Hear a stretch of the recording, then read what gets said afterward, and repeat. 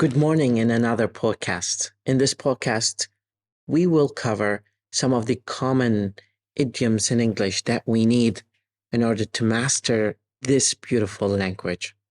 And these idiomatic expressions are the acid test to determine that your English is amazing.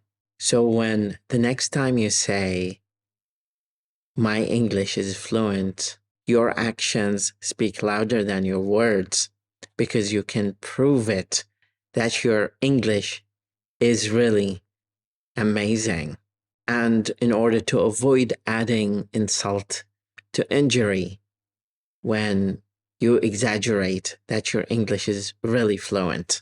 In this time, we are running against the clock in order to amass as many idiomatic expressions as possible so that we become knowledgeable about how and where and when to use these idiomatic expressions. For you to be ahead of time with the mastery of idiomatic expressions in English, you need to make sure you review them every day for at least 14 days. And you need to have all ears for these expressions wherever they are used, whether that's on radio or on TV programs or on social media. Sometimes you need to access some software programs that will help you improve your skills in language. And I shall warn you that some of these software programs cost an arm and a leg to be able to obtain them and to use them. However, these programs, despite the fact that they cost an arm and a leg, they are around the corner. They are around the corner at your desk. They are around the corner at your desk, and you can access them anytime you want. And they will keep your learning and skills of English very active. You will notice as time goes by that your skills started to become better. Sometimes your friends tell you, "Wow, your English is getting better.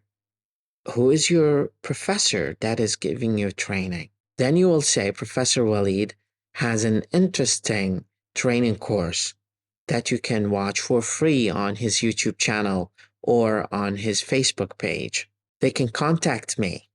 They can reach me at the drop of a hat. They can reach me at the drop of a hat. They can reach me at the drop of a hat.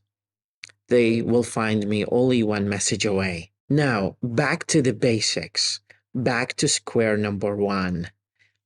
The first thing you have to do is to have a plan and to have a vision about where you're heading with your language skills, and try as much as possible to have a measurable or scalable plan. Something like, "I will learn the top most common idioms in English." That way, you will give your subconscious mind the clue that will need in order for the brain to process things and functions accordingly. Now, back to the drawing board. Sometimes you meet with bad apples. They are your friends, they are your colleagues, it doesn't matter. They will give you negative feedback about your English. They will say, "Well, your English is terrible. You will never learn." Please don't follow what they say and don't believe in what they say. The ball is still in your court. The ball is still in your court. So you can play around with the basic skills that you have. I find it interesting. I find some learners are barking up the wrong tree. They're looking for sources that are not necessarily contributing to the learning of this language, but it just makes them more frustrated. We call them, they beat around the bush because they are not aiming directly at what their vision is or what they want to be. So I want you to be the clock and be ready to hit the ground running in your process of learning of idioms in English. If you have a bee in your bonnet, please feel free to share it with me. We can collaborate together to make it a project or a plan or a useful video for your followers and your friends. Some teachers use behind the times approaches, and I find it very frustrating for students. Now, we have so many ways. My professor used to say, there is no one way. There are ways to learn language.